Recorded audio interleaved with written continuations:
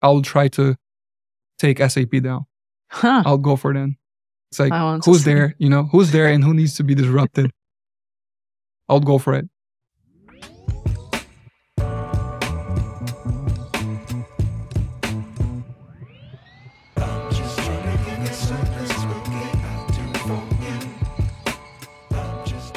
Igor, it's a pleasure to have you as my guest. Welcome to the J-Curve. Thank you. Thank you for the invite. I would like to start with a little bit on you. What inspired you to start Tractian, and how did your background influence the creation of the company? Yeah, that dates back to when I was 13. I was always self-taught in PHP programming. So I started essentially coding an inventory management system in PHP for a manufacturing of motorcycles in Portugal. And my father, he was in the industry, right? So he was a maintenance. He was in the industry, and that's why you kind of was exposed. Okay, Exactly. because it's such a specific niche angle. I was like, how did you come up with this angle? So, my father worked his whole life in manufacturing. We are from this Brazilian-Italian mix of families where my grandfather worked as a mechanic for manufacturing, then my father as an electrical engineer, and, sort of like building the way up, 25 years in the same company, that type of thing, right? In a paper mill called International Paper. But just I was around that environment, even though my father kind of like had the projection or idea that study was the number one thing, right? You have to get your degree and then a master's or a PhD or something like that. So this was his projected view. For all immigrants or people coming from emerging markets, education is the most important thing that you can give to your children. Exactly. So, and you could see everything that he was working, every dollar that was put on the table was for studies, right? But, he gave me a boxed computer with Windows 98 on it. I got extremely addicted on building stuff. For better or for worse, I could never engage in video games of any kind. I remember going to a friend's house, trying to play Atari or PlayStation 1 and just 15 minutes and getting... You got bored? Bored, annoyed. Good for me, because then I was just back to the computer, kind of more introspective and just learning stuff. But the thing is that I didn't ever start a course to just learn or let me see how it goes or I want to learn programming language X. It was way more related to I want to earn money. How can I earn money while being 13 and be independent from my dad and from my family and sort of like choose my own path? And so every time that I was building a programming project it's going to cost you X, right? And then, the person would say, yeah, but it's your first project or you don't have any experience and so on. But yeah, it's still going to cost you X. So always had that acumen for business. My profile as well at Upwork, I think, was also really high. You were in Upwork. Yeah, doing all the types of... I use Upwork all the time. All the types of freelancing that you can possibly imagine. And then I started getting more in-depth, got introduction to that manufacturing, and then talked with my dad. Everything that he knew about manufacturing came in handy because it was a project I was earning about $1,000 a month. And where were you living? Were you in Brazil still? Yes, I was in Sao Paulo? In Sao Paulo. Is where the largest concentration of Italians outside of Italy. Exactly. Right? Exactly. You nailed it. And was already skipping high school classes and just to be able to build that system. It's a drastic version of what Tractian represents nowadays because we also operate with inventory and materials management and so on, but it was just a drastic version. I remember many times bringing my dad to the table on Skype to negotiate with the customer and sort of like just to help me out, be my commercial representative in that sense and just bring, you always I from the beginning understood that a little bit of gray hair gives a little bit more of credibility. Absolutely. I mean, How old were you? Like 16, 17 back then? I started with 13, all the way up until 15, 16. So my voice was way thinner than that.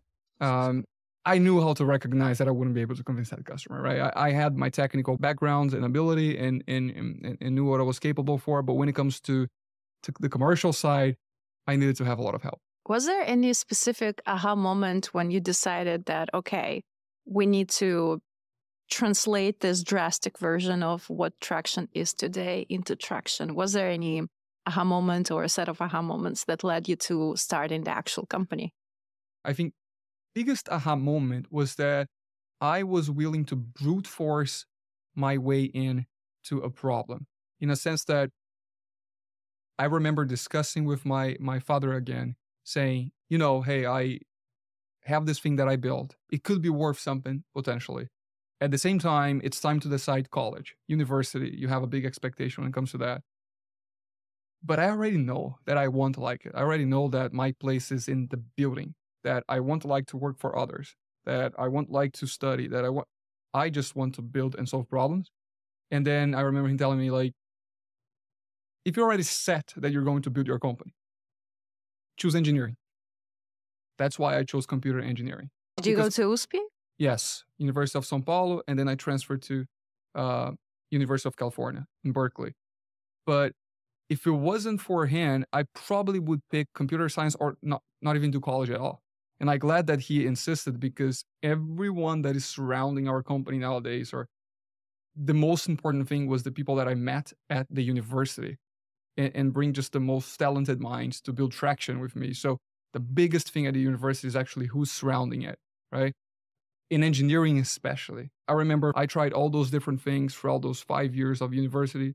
Nothing worked out until September 2019 that I started Tractian effectively. What are the things that didn't work? I tried everything. I tried building a crowdfunding platform to help fundraise for projects.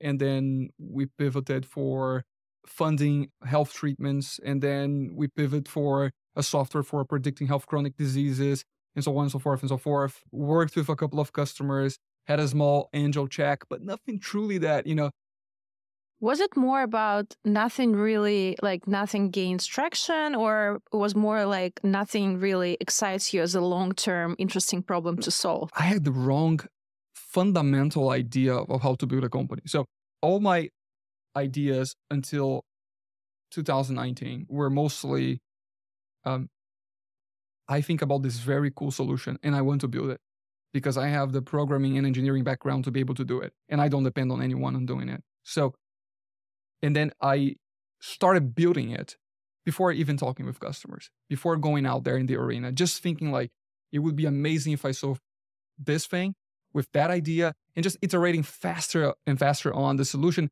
And I think a little bit disguised on how the ideas are shared across the entrepreneurship world, where you think about, Travis Kalanick, that he had an idea for calling a cab and then he couldn't and build the app. So I think all those business to consumer ideas gave me the wrong idea on how to build a company.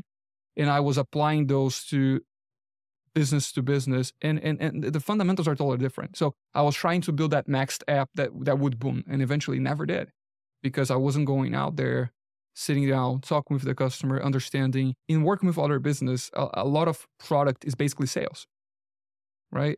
Sales, it is what interfaces with the customer, understand their needs, bring back to product, and build based on the needs and the commercial acumen for that. So I had all the wrong ideas. And then, I would spend 1 year building that, thinking now it's going to boom. And now I'm going to do this. And now I'm going to put that ads there and everybody's going to download it. And it never did. It never flew. And that sensation of losing was terrible.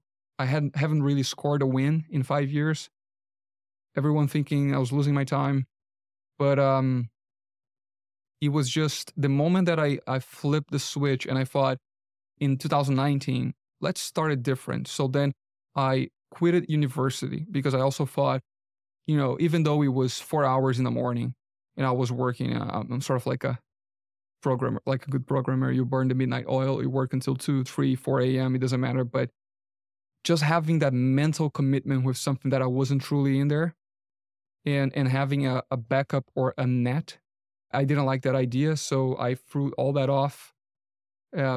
Quitted university and thought, let me focus on just one thing, which is solving a problem, because clearly focusing on the solution is not working out. So when I founded Tractian, which was 15 September 2019, me and Gabriel, we bought the domain tractian.com. And at the same day, we bought 40 domains. So tractian.com, .mx, .de, .jp, .pl. So my wife is Polish, so we thought one day we might go to Poland. But all the possible domains, but we didn't have any solution yet, right? Or any idea on how to solve a problem.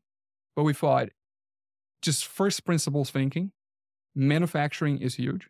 And when you look at the space, there's only Siemens, Schneider, Rockwell, big German guys playing there, which Siemens, by the way, went from a competitor to being an investor as well. So, which is also interesting. But you just had that incumbent 100-year-old companies dominating the sector. And we had both of our father, his father, my father, they were both maintenance engineers.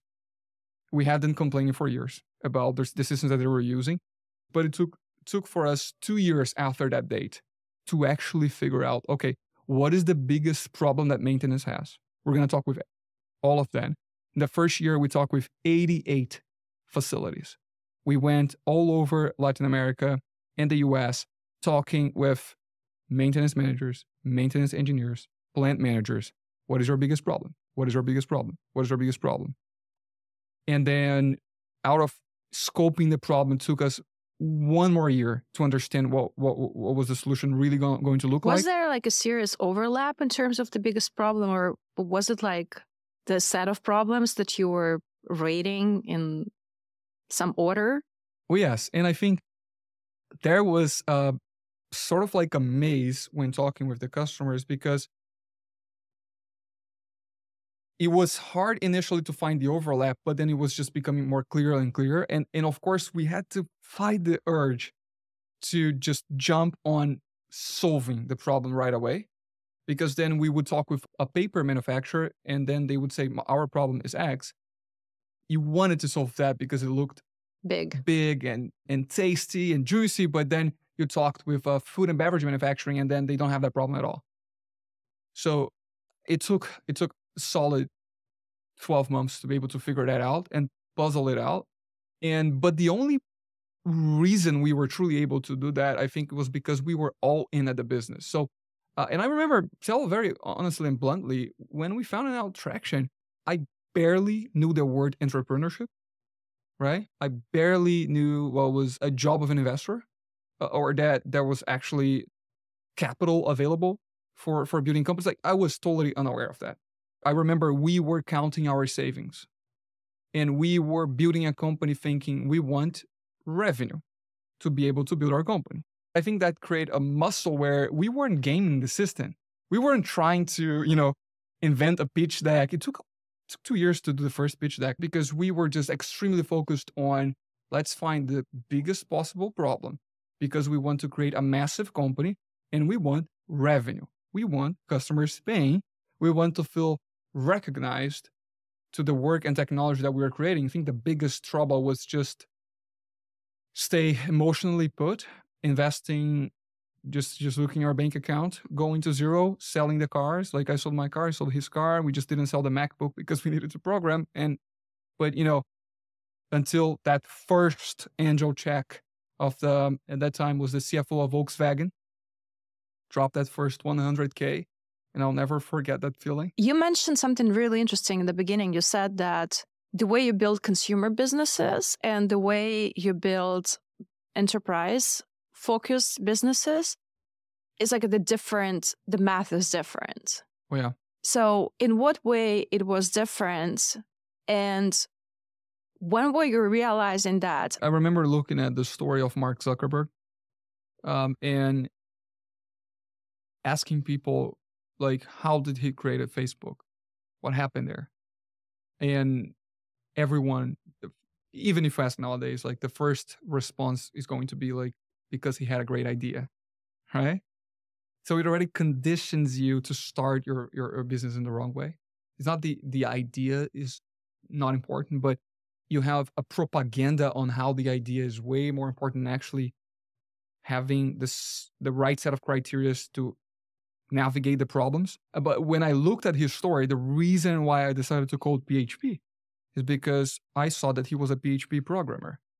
So then I was telling people, actually, I think the reason he got successful is that he could build what he built. I mean, how many people had actually the Facebook idea but couldn't build? And he was the only one that had the right set of technical skills to go and build it. So that's why I started learning PHP. So I had that admiration, but I also got just the wrong propaganda on how things start, and trying to have that click, that next thing, that boom, that 90 degrees trajectory. And the more I gamified that, the less it worked at all. And the moment that I was like resetting, blank canvas, let's do it another way, more the engineering way, more the way I like, first principles thinking, just build things with great quality. If they actually solve a problem. And investors, when I started later on talking with investors after 2 years of founding the company, I also realized they think it's wrong. The biggest thing that the investor is going to ask you is like, what is your biggest differentiator against X? Assuming X is a competitor. I have no idea. Talk with those customers and ask them, how did we solve the problem in a special way compared to how was their status quo and what they had before? That's the most special thing. And I mean, two things that never going to change. For me, the most special two things is just basically revenue and retention. Revenue tells a sales story. Everybody can lie, everybody can sell you things, right? I mean, if you have a good, well-oiled machine and good sales personnel, that's the reason why consultant companies exist, right? Like, I mean, that's the reason why they're selling millions and millions of dollars at McKinsey and pouring money that everybody knows it solves no problems. Sales. But then retention. So retention tells you how great the product truly is. Because it's very simple. If the product is not great, key users then will feel it, smell it, and go away after 1 year or so. We're very fortunate that our retention is quite substantial. In fact, like, today, out of all the new revenue that we're doing, the net new revenue that we're doing every year, 50% of that comes from existing customers already. So they love the product, they expand. I hate losing again. So I don't mind that, we still don't have that customer and we want to go there and figure out how to get them. But I hate the idea of existing customer come to me and say, I don't like the product, or I think this could be done better, and so on and so forth. So I spend 99% of the time here. If you were to just oversimplify on the product side what Tractian is today, assuming that the audience doesn't know, how would you describe the core product? Today, we monitor machines, we manage assets, and we save energy. Those are the core principles of the product. Essentially, at the end, what we are doing, because we also, within manufacturing, you also have selected sectors that we work with: food manufacturer, beverage manufacturer, paper manufacturer, chemicals manufacturer. To whom efficiency is extremely important because they operate at a grander scale of things. Exactly. And especially to people that, when we are qualifying customers, it's generally like that. Hey, Mr. Customer, how's it going? If you produce, you sell. Yes. Core one product, right? So, because if you produce, you sell, that means that all our focus is going to be on availability. And then we ask the next question. What is your availability? Meaning, if you say 80%, that means that 20% of the year, your factory is not producing because of maintenance. So already have a scope to what we're going to focus on.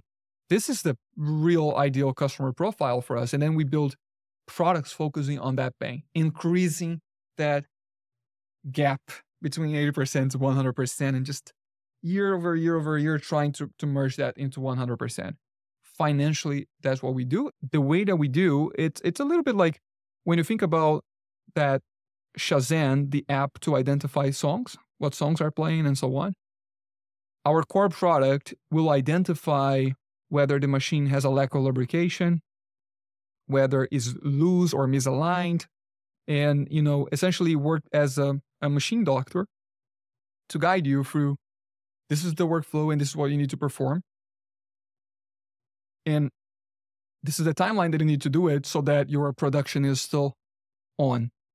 And it has to be extremely specific, right? So we had to to go to immense amount of in-depth level to understand that. And there's all those other little things as well that, makes all the difference in the lives of the frontline workers and the key users, which is, for example, in the case of maintenance technicians, one of their biggest problems is to read data sheets and manuals from manufacturers.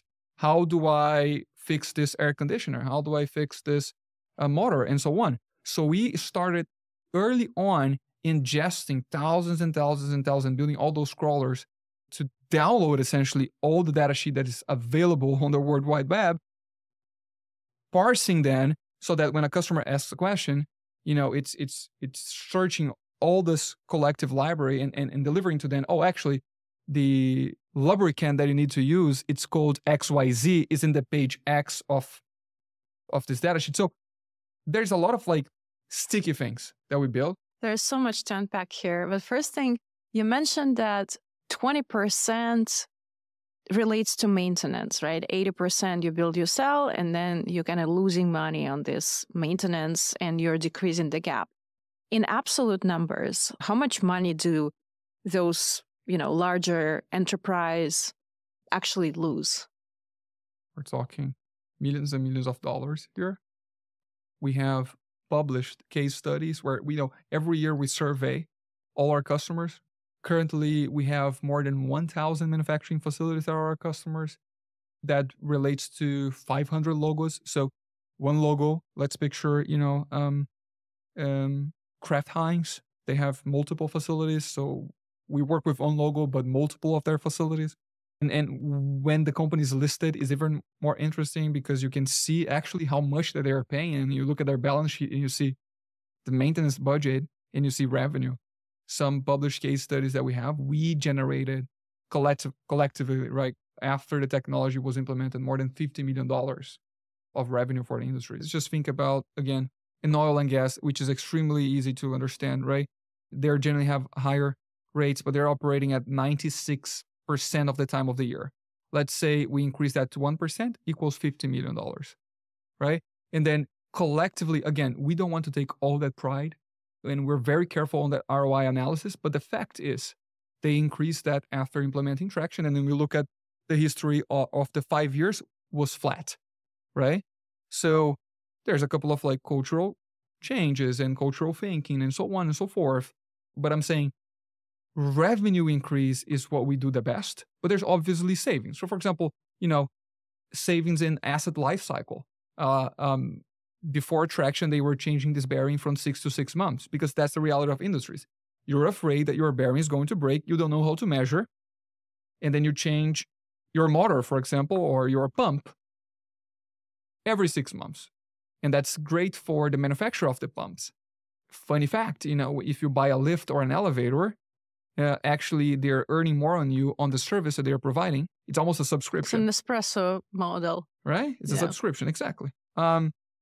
They're earning more on the parts balance sheet than the actual elevator itself. It is the same fundamental. That's why a lot of equipment manufacturers just dislike us, because it's you're increasing that gap now and saying, stop trusting that guidance because this is just effective recurring revenue for them. And we're going to take that based on the condition. So essentially now, on average, you take that 6 months and put to 12 months or even 18 months because we're monitoring and we're assessing the condition 24/7. On the product side, you mentioned that it has to be high quality. It has to be customizable for a wide range of customers, because you have customers from whatever, John Deere to Procter & Gamble. Yeah. So how do you balance this necessity to customize and deliver a feature based on the different segment of customers with the scalable platform that you can use as a product core and scale across enterprise segments and also across geographies?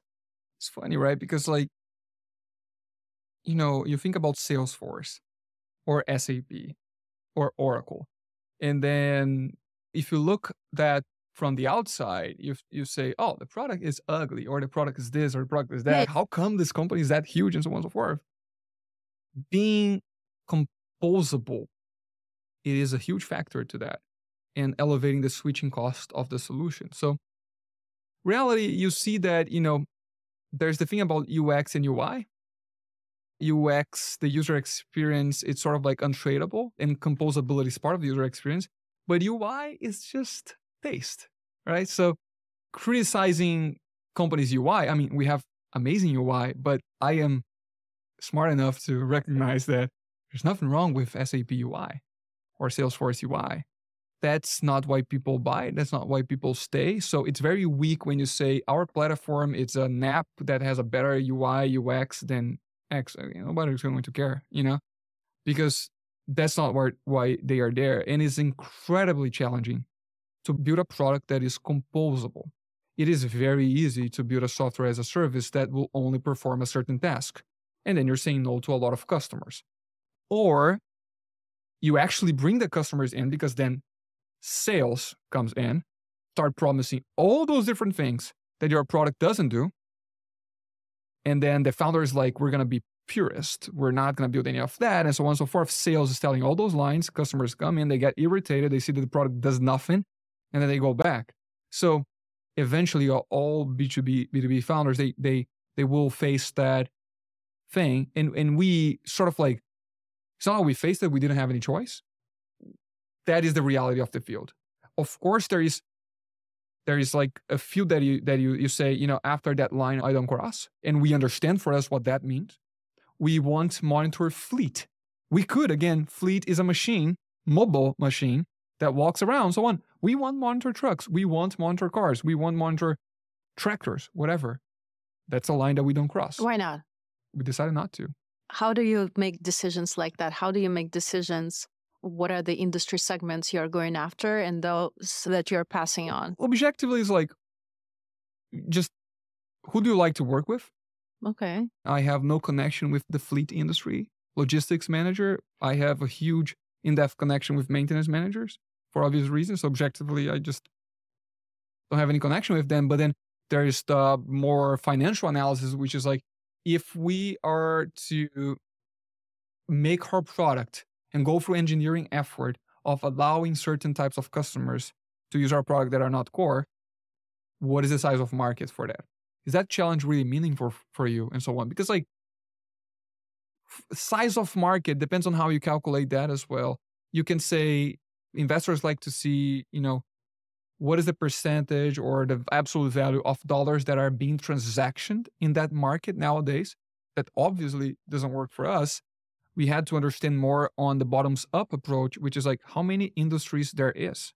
Spend a lot of time understanding how many factories of paper there is in the US, how many pulp factories, how many food factories, how many chemical factories, how many pharmaceutical factories. And then out of those factories, there's even a challenge like, now how many plants those factories have?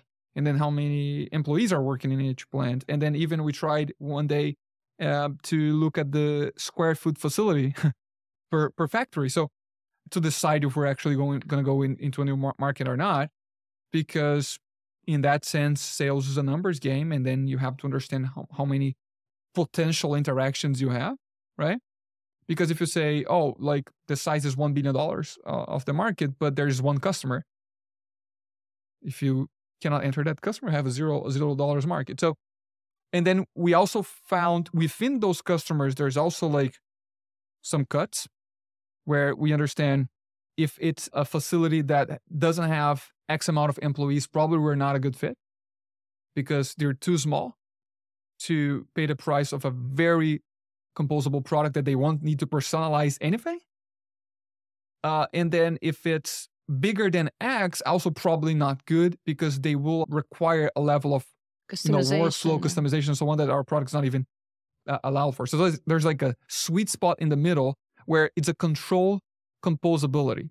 We allowed our engineering team to build specific aspects of our product that is composable, that is personalizable, that looks much more similar to Salesforce than any other thing. Like our product is sometimes called as the industrial Salesforce, but even Salesforce has its limits, right?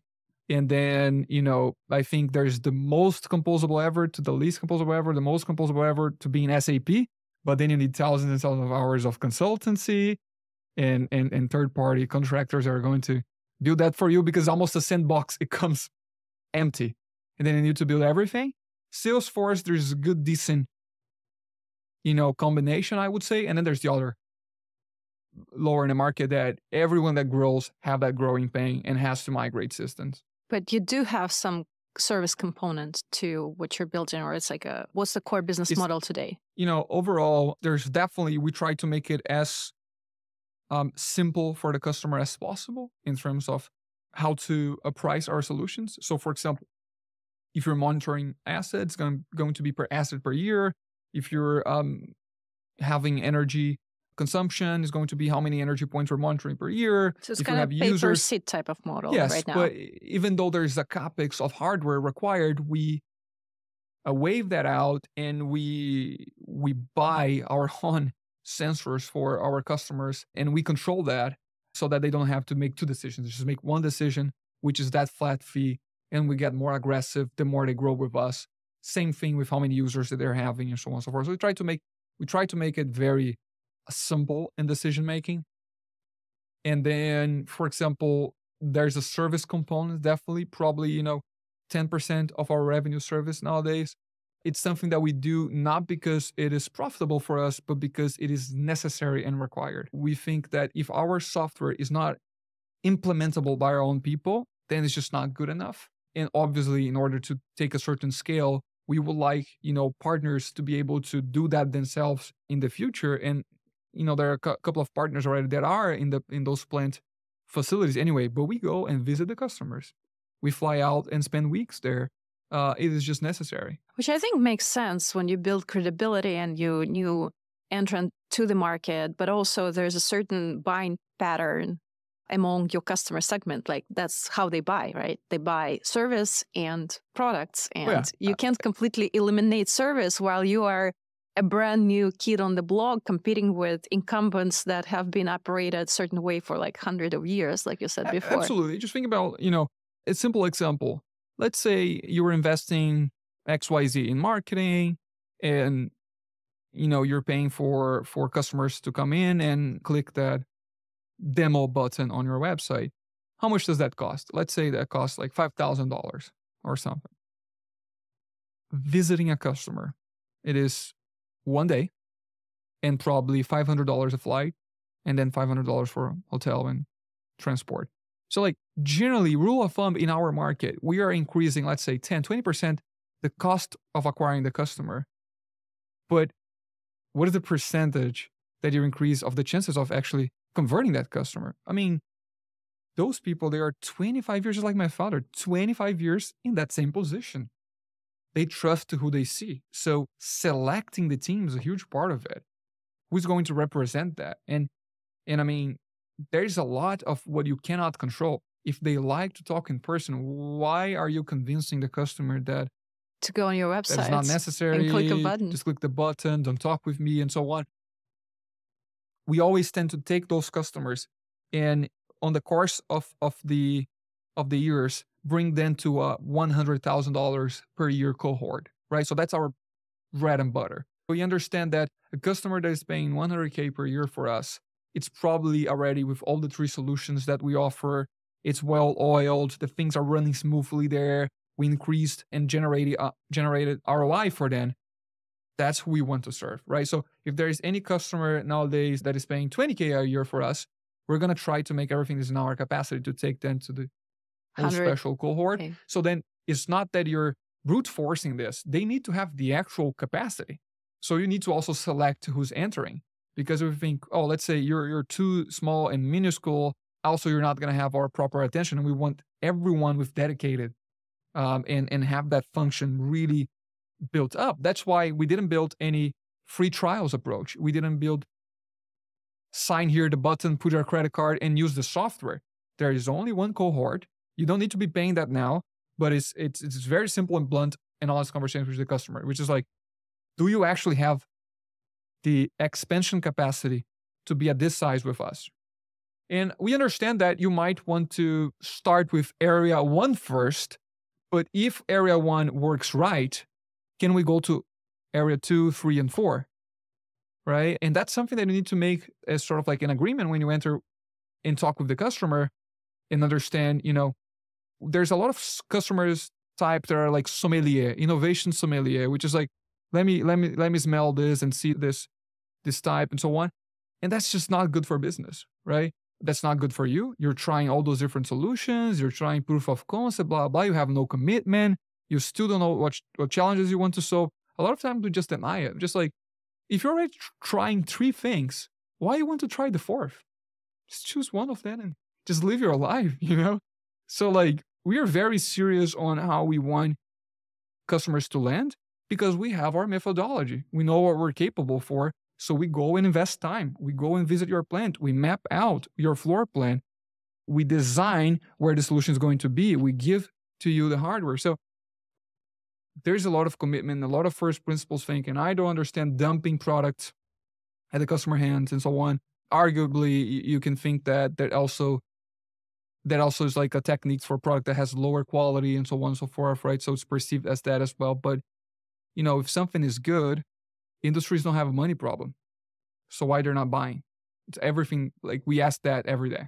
That brings me very nicely to go-to-market strategy. Because like when you look at you today, you have John Deere, Procter & Gamble, Caterpillar, Goodyear, Courier, Johnson's Controls, and 200 whatever other large enterprise customers who are very traditional. And like you said, decision makers work on the same position for like 25 years. So how do you convince these traditional industrial companies to adopt whatever is Silicon Valley lingo, cutting edge IoT technology? And what strategies have worked and what strategies didn't, based on your experience? I think I'm very fortunate to work with those people because when you work 25 years in a position, like, you are transparent, you're honest, you're blunt,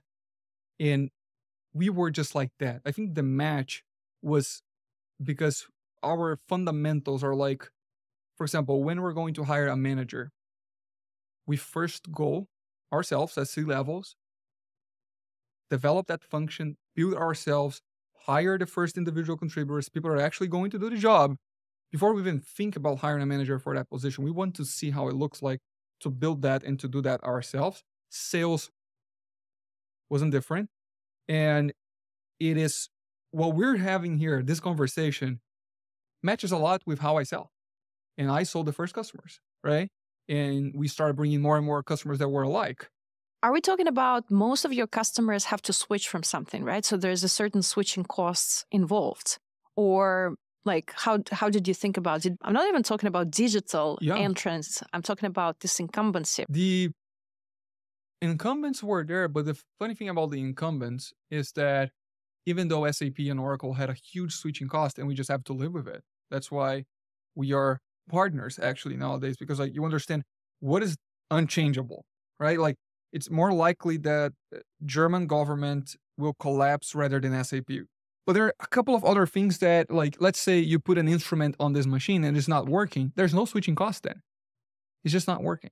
So being non-invasive to the existing subsystems allow us to just put our sensor on the same side of a node sensor and nobody would care as long as it's working. Because picture this, we made the investment, but it's not working.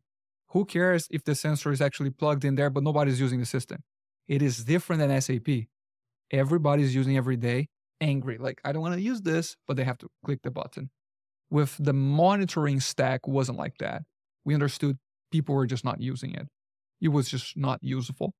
And because it had no financial direct impact, nobody was forcing it, even though it was a made investment to be used, because the technology is just poor. There's some sort of like programmed obsolescence in those things.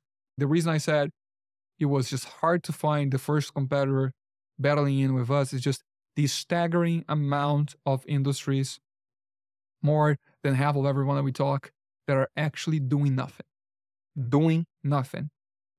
Manual routes, visual inspection, hearing inspection, and there is a highly specialized network of service companies that are there and that we are replacing because they go out every week, every month to that facility to inspect the machines.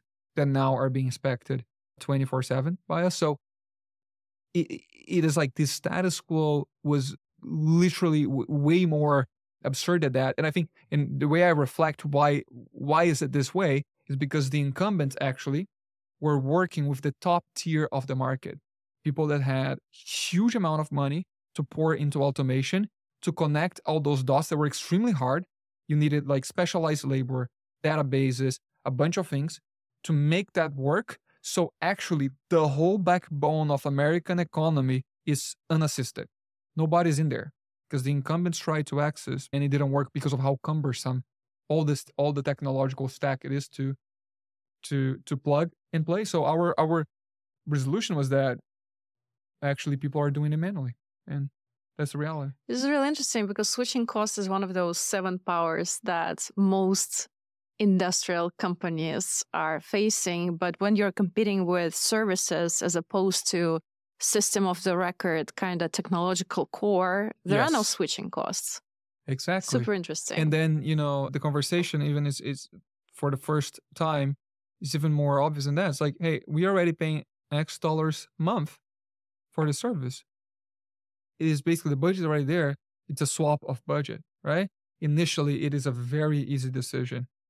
If you prove that it's better, more efficient, that you have a bigger coverage of failures and workflows, then yes. So, but then the system of records that are there, those are extreme. Those are forever. Yeah. Right. So you keep patching solutions on top of those system of records. It is what it is. Again, we're not gonna fight SAP. What did you learn about building globally distributed sales organization that could serve as valuable lessons to other entrepreneurs entering B2B segments? Yeah.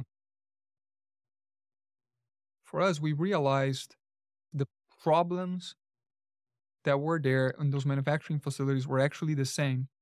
If the person was speaking English or Spanish or Portuguese, that shouldn't matter.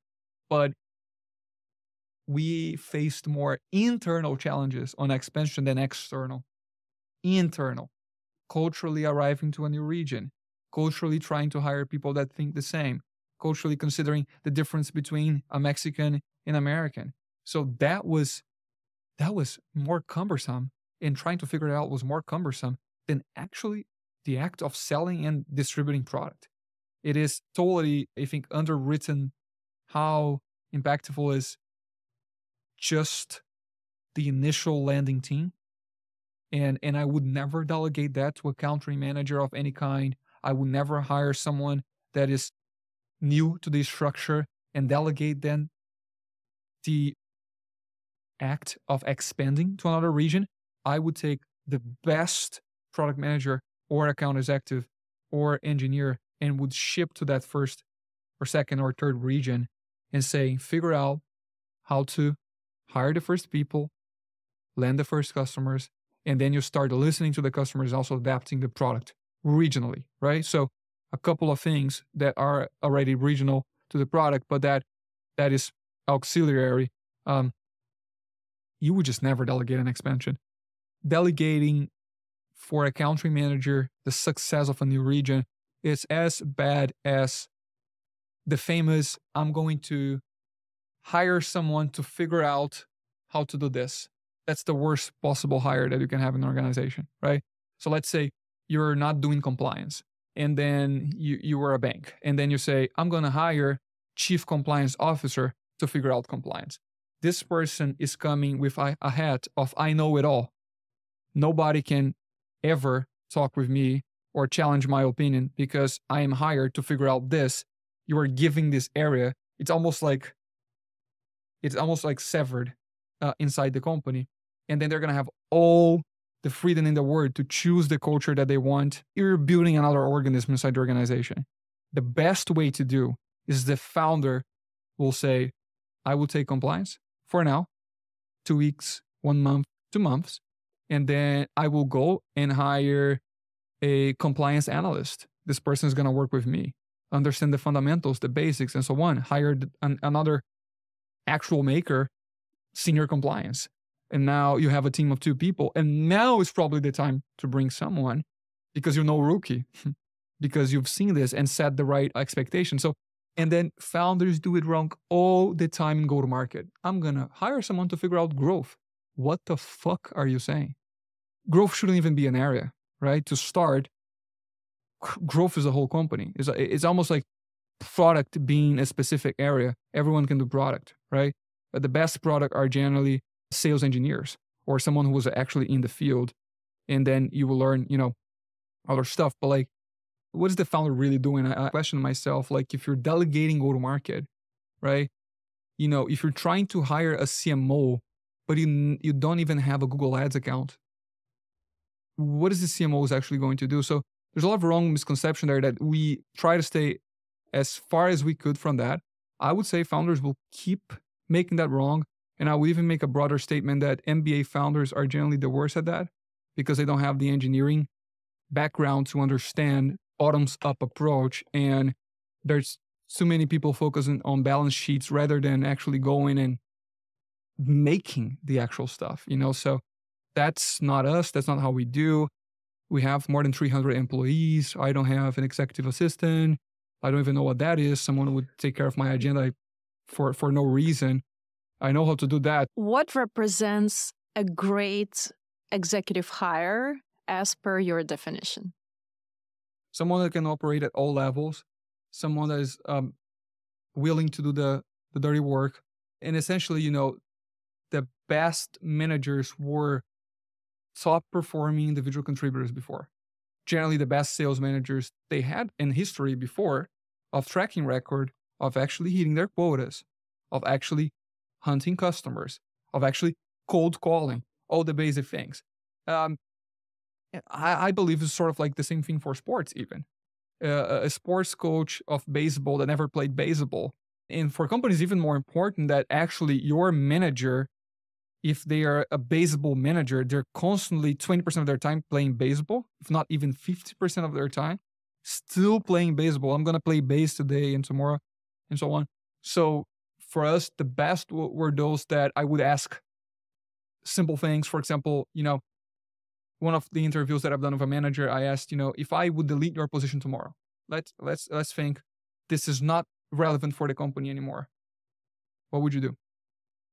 Just to understand if you would be willing to come back as an individual contributor, if you would be willing to come back, if it's a software engineer, we don't need any more director. Can you come back coding full time? Our managers can and did already. There's like some managers that came back to an IC. There's sometimes that you need a manager, sometimes that you don't need them anymore. There's all those different combinations, but most importantly is like, if like, it's just the mission is more important in your LinkedIn career, right? How do you describe corporate culture of Tractian? Garlic. As opposed to onion?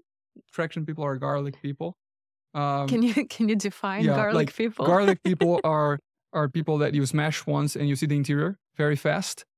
And onion people, you have to peel one layer and then peel another and peel another. And then you peel the fourth layer and there's a surprise there. And then you peel the fifth layer. Oh, that wasn't here before.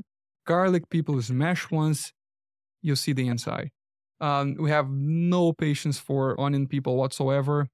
Sometimes the worst are shallots because like they're the harder and most annoying to spot because like it just ruined my idea of dinner.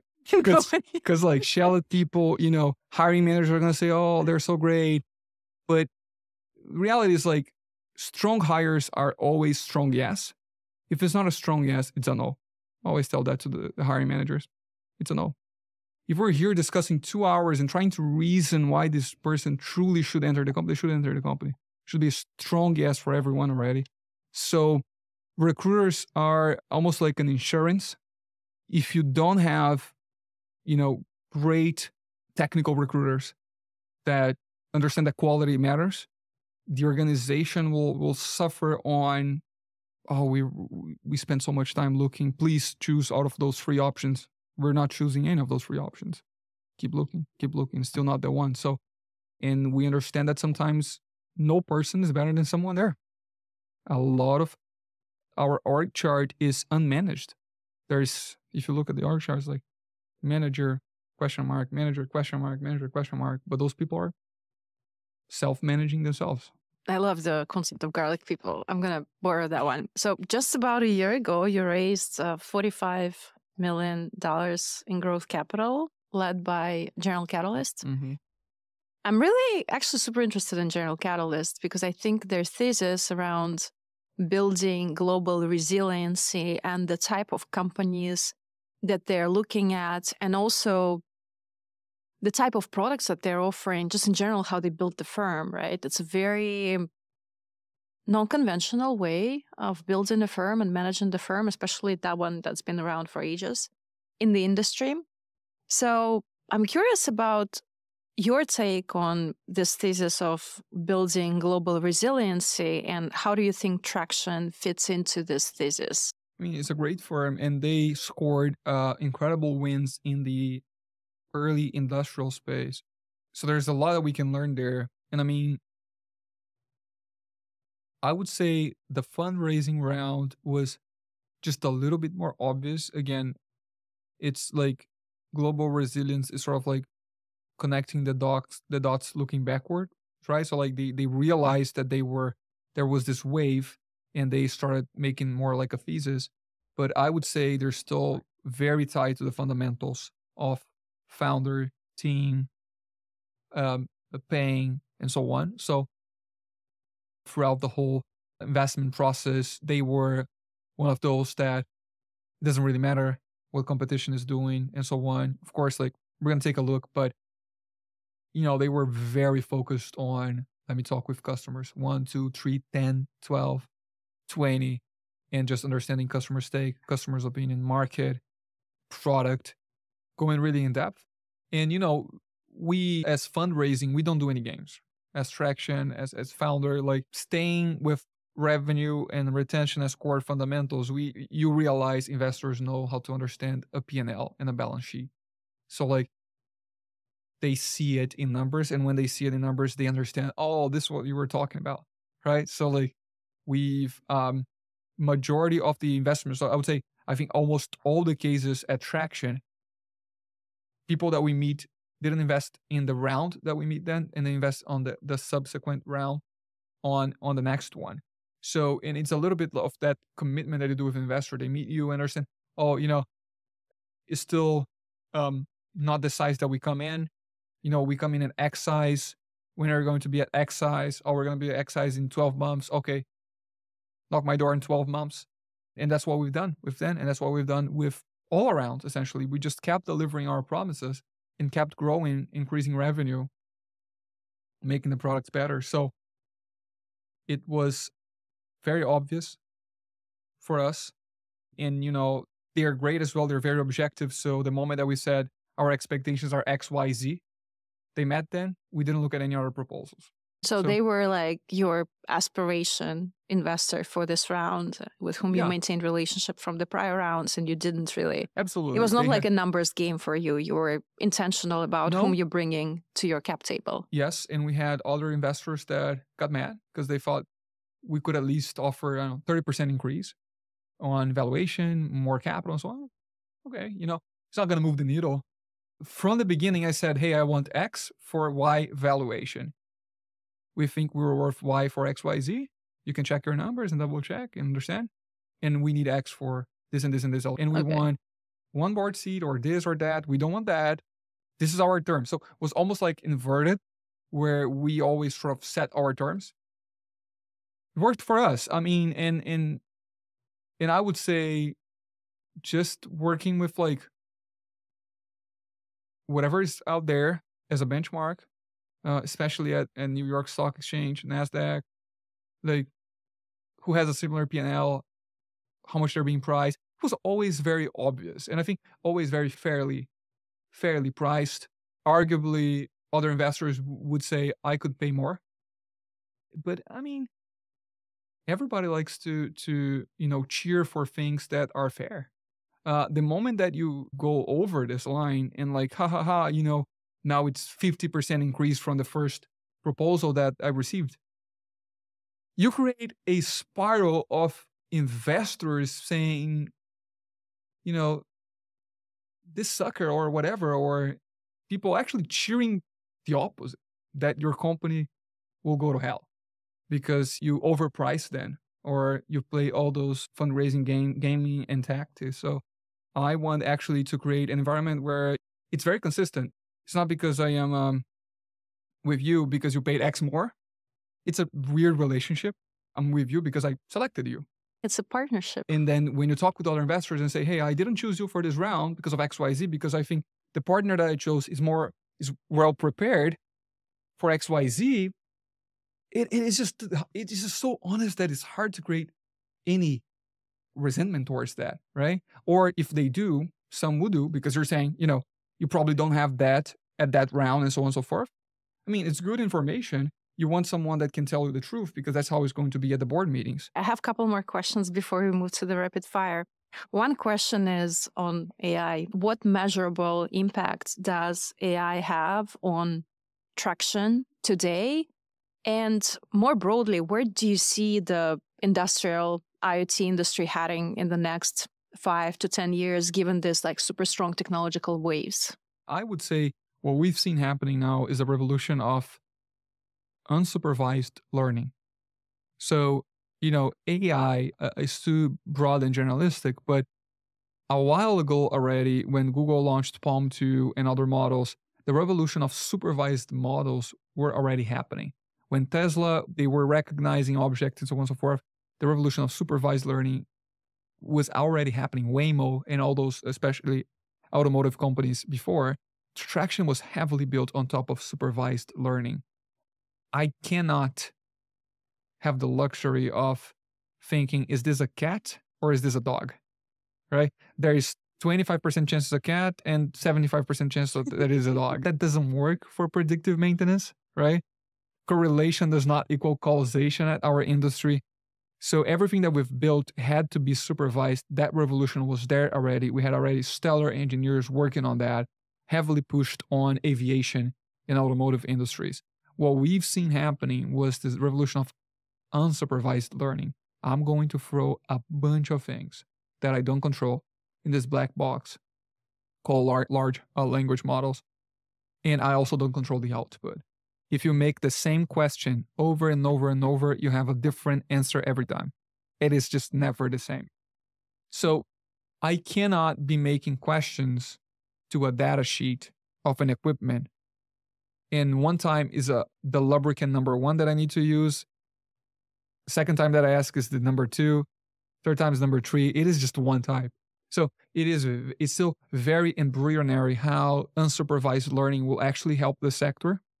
It is great for creative work. It is great for scripting, music, all those other things, right? Almost automating creativity, I would say.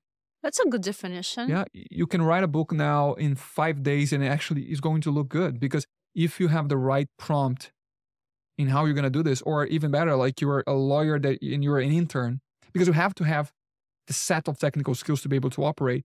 But if you're a lawyer, but you're just an intern, you can be a senior doing the right set of questions there and understanding how to criticize also the output.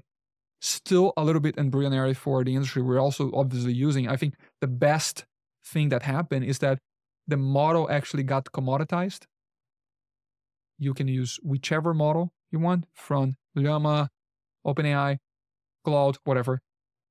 But that database and that data set to which you're going to train the models and focus that is what's going to make all the difference, right? So we're going to stop seeing LLM and those things and GPT powered blah, blah, blah very soon because this is going to become the norm and this is going to embed in all the services and things that we use. It's just not going to even be called AI anymore. It's just going to be like, oh, could you actually use an email without automatically write what you want? Like that's what what is the after Z?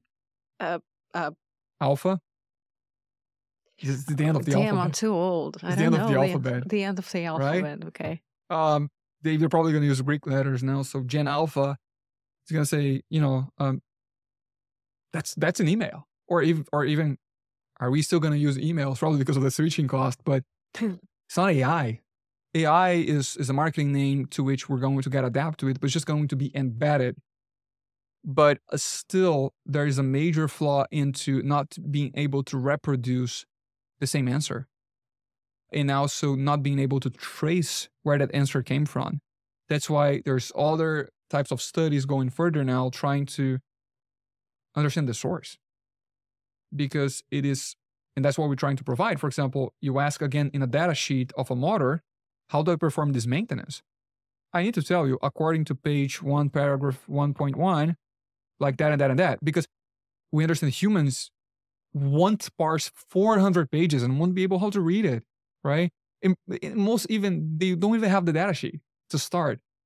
So if every time I ask this, and one time the answer is from that data sheet, the other is from that data sheet, the other is from that data sheet, how actually useful that is for the customer?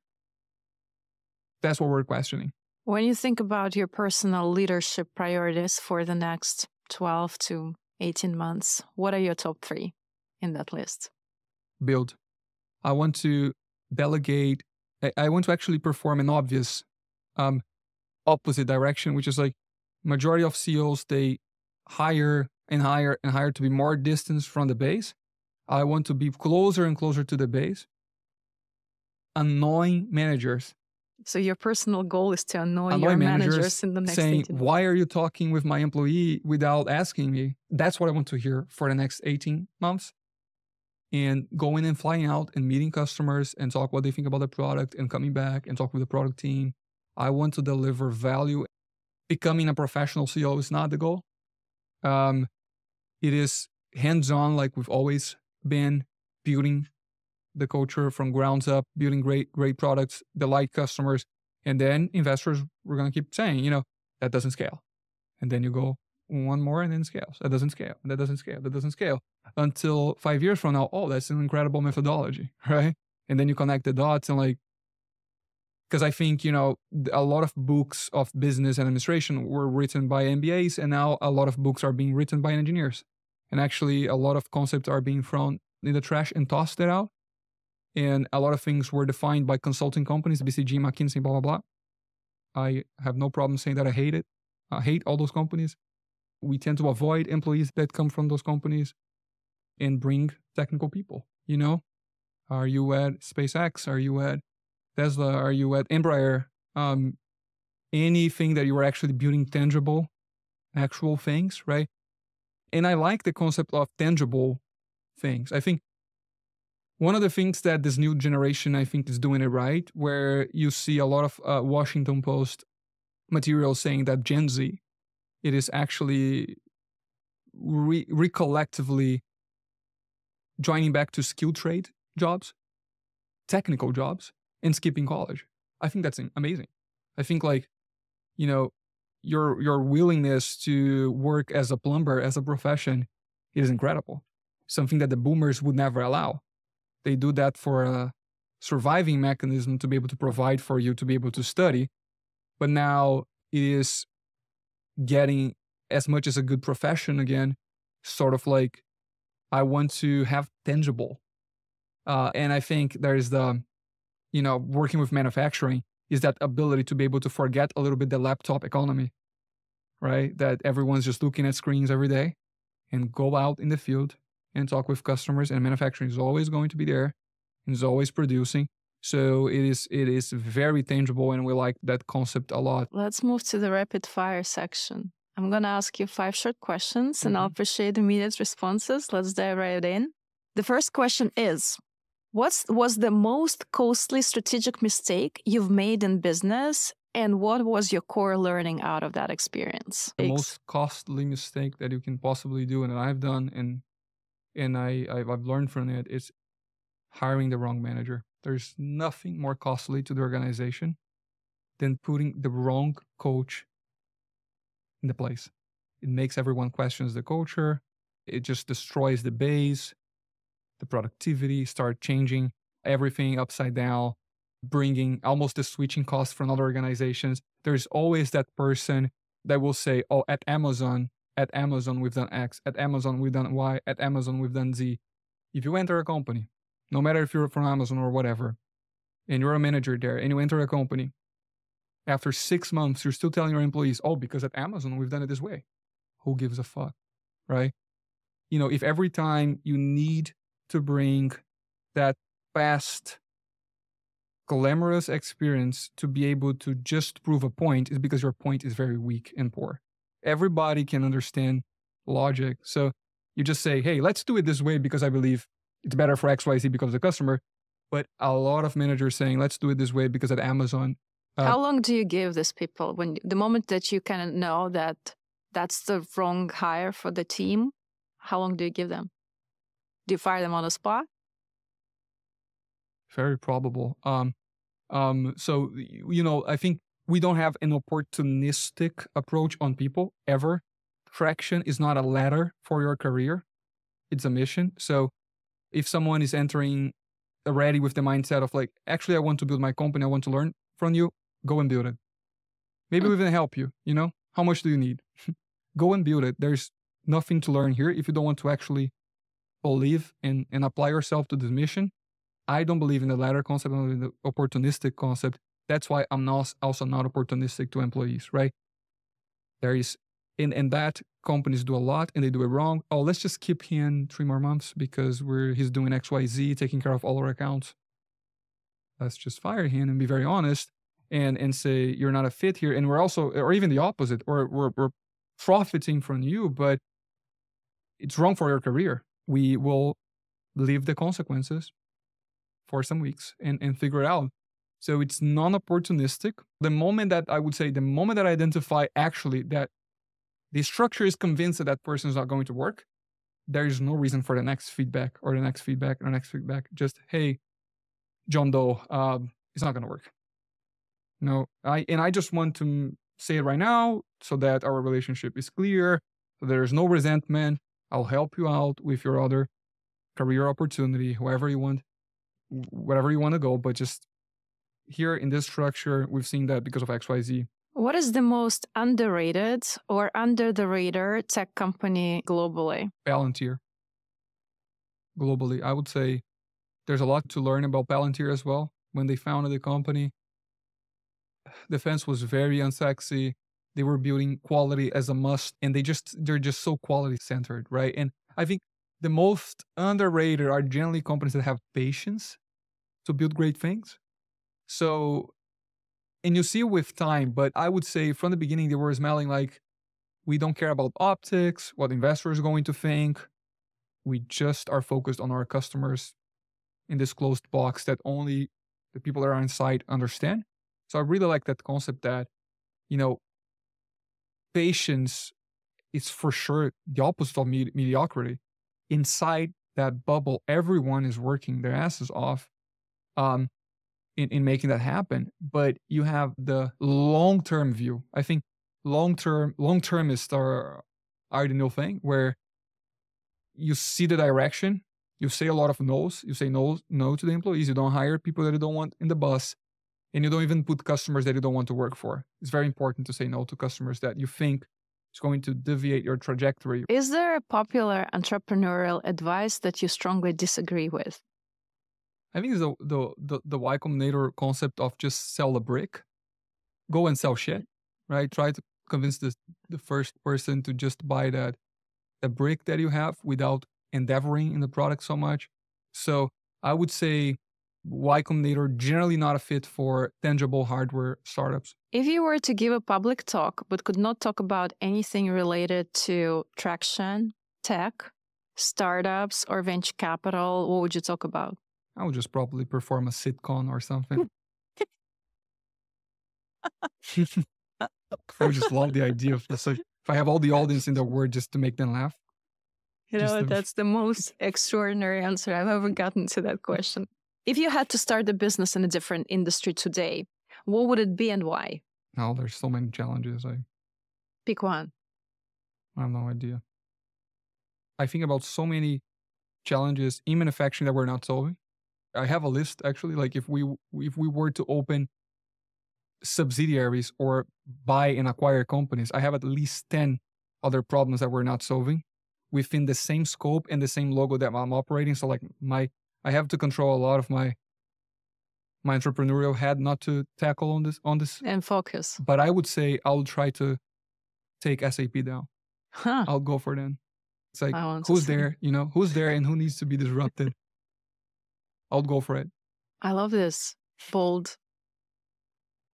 I mean, you dream big. You have to, right? All right, Igor, thank you for this very practical and intellectually interesting conversation. Thank you. Appreciate it.